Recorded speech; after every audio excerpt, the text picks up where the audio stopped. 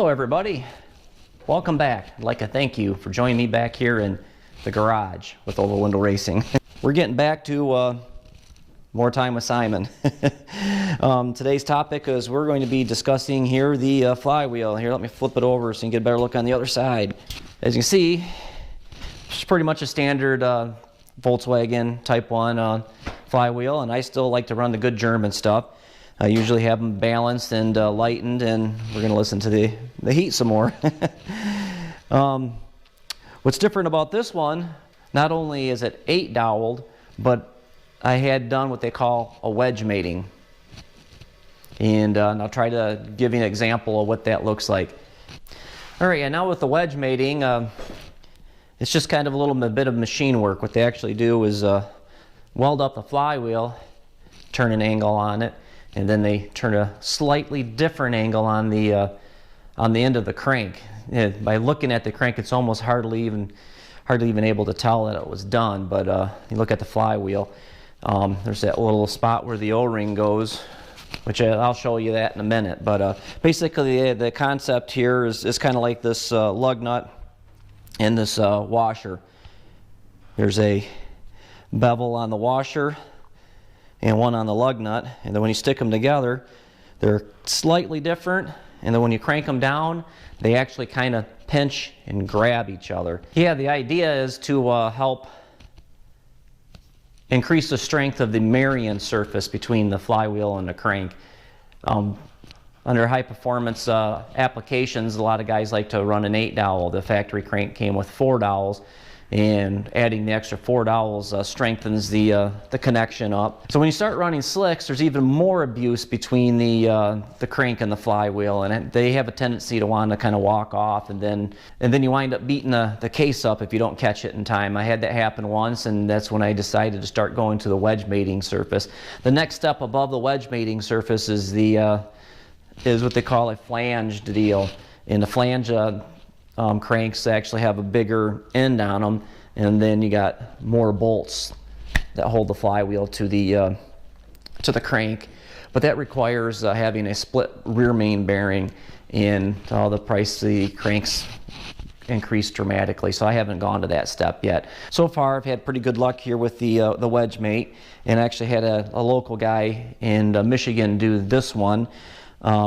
DeMello Machine Services out in California does a great job of doing them too. When you do the wedge mating, it's a little bit harder sometimes to remove the flywheel from the crank, especially if it's been run for a long period of time. They kind of really bite.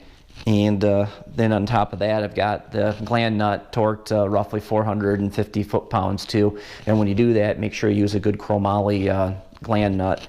Otherwise, you may wind up breaking the gland nut off in the crank, and then you got more problems and headaches that you don't need. This here, it's a handy-dandy crank puller. I actually built this years ago out of the old flywheel. And I'll spin it over here so you guys get a look on the back side. Yep, there's my great welding job again. I tell you what, it's lasted. I pulled several flywheels off. This will even you don't have to have a wedge mated flywheel to use this. You can tell I've just dug it out. I haven't used it in a while. It's got a lot of cobwebs on it. But basically I stuck a big washer in here and welded it to the flywheel, and then stuck a nut on here and a big bolt.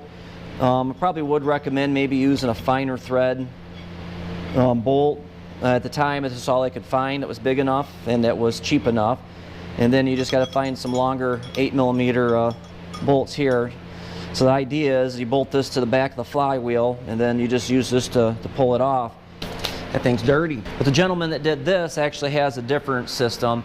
And once I get the pressure plate and the clutch removed, I'll kind of show you what he's got going. And then I got to find the little bolts. I don't know where I put the little bolts. Lost them somewhere in the move. Hopefully I've got some lying around. But yeah, let me get this removed, so stick with me.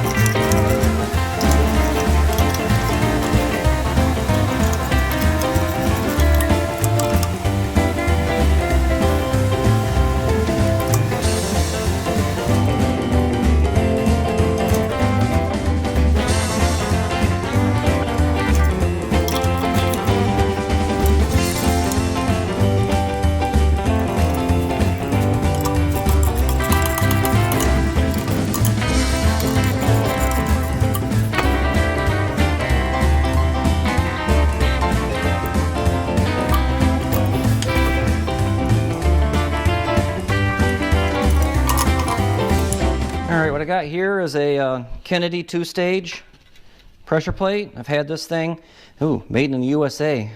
Wonder if they're still made in the USA.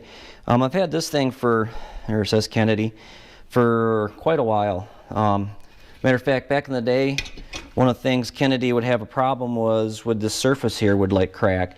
And I had it happen to me, and basically I just had Jim Green just remachine it and turned it down, and I've had good luck with it ever since. This is probably I think I usually like to run a Dakin blue disc or super blue disc, and actually it looks pretty good. Looks like it's wearing well. It's just a fiber disc. I got to see if I can still get one of these. One of the things I'm afraid of doing is changing things up here on the old clutch system, is because this has worked really well. It slips just enough, but yet it grabs just enough. If you tell by some of my videos, the car brings front end up really nicely. And knock on wood, I haven't broke anything in a while. Back in the day, I've gone through quite a few mini transmissions, either first, second gear break-in, or the differential ring and pinion gear break-in. Not the differential, but the ring and pinion gear. So yeah, doesn't look like I got any burn marks. That looks good, and this looks like it's still got some of its honing marks on it. Now, time to figure out how to get this guy off. One of the things you can do to check these pressure plates out is to grab yourself a straight edge. And usually these steel rulers work really well. What you're going to do is take your straight edge and stick it across and take a look and see if you can see any light through underneath it. And this one looks like it may be warped just a tad.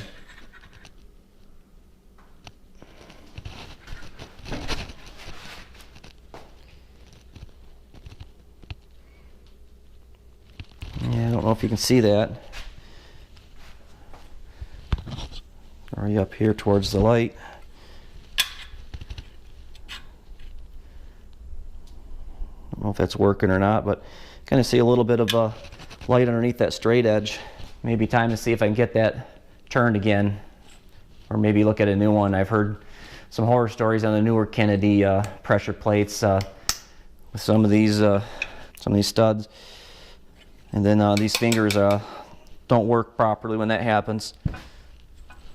So I'm almost afraid to buy something new. But being this is working, I'm going to chat with Jim Green and see if we can turn it down one more time. If not, maybe I'll just continue running it, because it still seems to be working well. You want a little bit of slippage.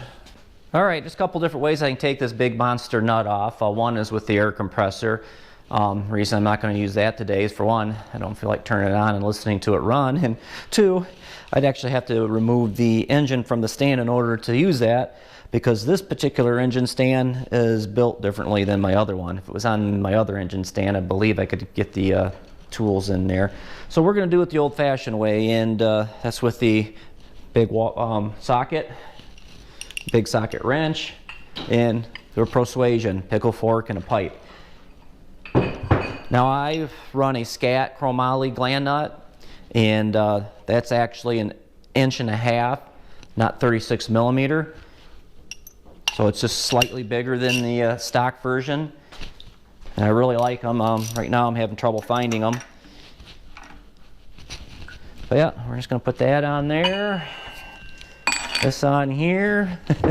And then this into here. And this is how I usually finish torquing these suckers on here too. Since my torque wrench only goes up to 250 foot-pounds, I will torque it up to 250 foot-pounds, and then I'll stand on it with this 3.5 foot persuasion bar.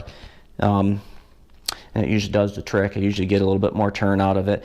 And it's roughly, doing some of the math, is roughly 450 foot-pounds, like I said earlier, and I kind of back that theory up by using an impact wrench that removes up in reverse up to 450 foot-pounds. So let's see if this will pop.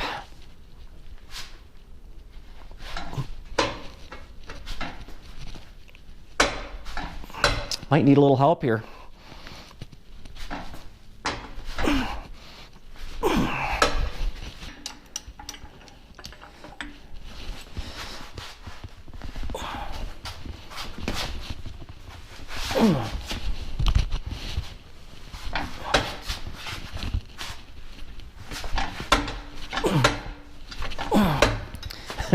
I might have to turn the air compressor on.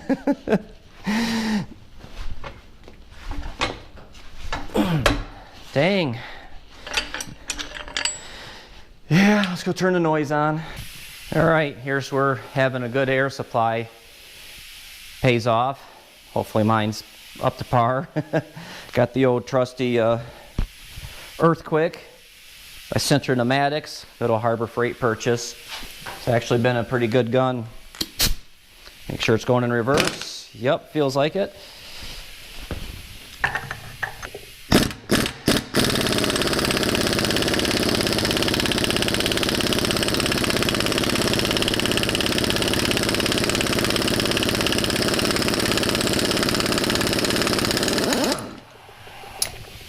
Voila. Well, after re-examining my flywheel here, apparently a gentleman didn't put his system in on this. Usually, well, he did for Jeremy. He had like two drilled and threaded small holes that you just put a couple bolts in there, and that would help push the flywheel off. And I was actually surprised on how well it did work. Yeah, so it looks like I'm going to have to use my flywheel puller after all. So let's get that installed and see if it works today. Because I got to put this back on the engine stand, and it'd be nice to lose that extra 12 pounds.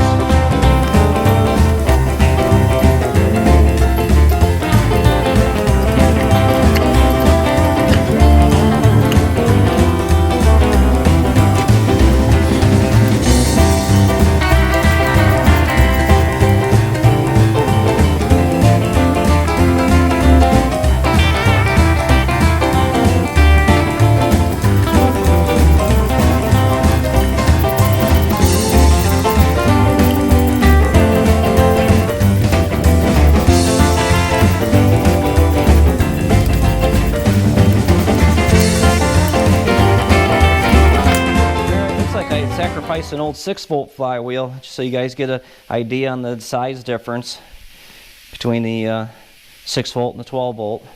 And let me just turn this in here. And I don't know why I took that flywheel lock off, because I think I'm going to still need that.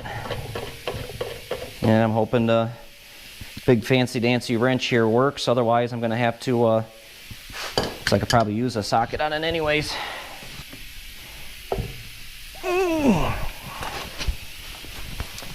Yeah, I'm going to have to find a socket.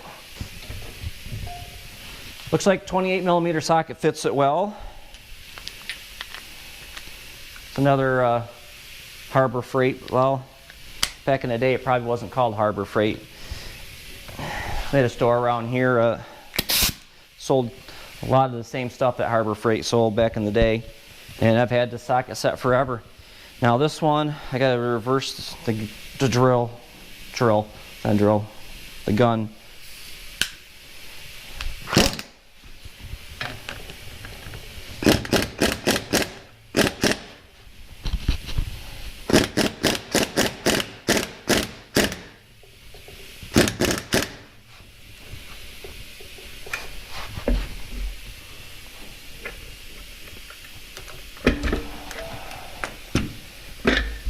Oh, careful. And there we go. Now we'll remove this and I'll show you guys what everything kind of looks like. But yeah, time to put the old flywheel puller away so I can collect more cobwebs. All right, let's look at can't really see the down in here. Like I said, it's kind of really hard to notice unless you had another crank next to it that it's actually kind of turned down. And of course I still run the 8-dowel system. So when you come here on the flywheel, we'll flip her over here, take a look at it, wipe it up. You can see where the welding was done in here. They actually weld this up and then turn it back down. This is where that O-ring would sit if you had a stock 12-volt flywheel. It would sit in there. It's supposed to seal between the crank and the flywheel, but Yeah, they actually fill that in with a weld and then turn everything all back down. And the gentleman and the local guy here, he's about 2 hours away, does it. I'll see if I can dig his information up and put it down below. That's about all I got going on today. The rest is going to be to finish tearing this down, but I don't think you guys want to see that. If there is something you guys would like to see, please comment down below. Got a quick update here. I did get some ARP bolts. I decided to do that. They're not cheap, about $8 a piece. But it does come with this assembly lube, which is nice. And I was able to ask for torque rates, get torque specs. They said depending on your application, 25 to 30 foot-pounds is what they recommend. And I did order my pistons and cylinders, so maybe I'll do an unboxing for that. If you guys would like to see that, leave a comment. But yeah, until next time, we'll keep shifting those gears, and we'll talk to you later. See ya.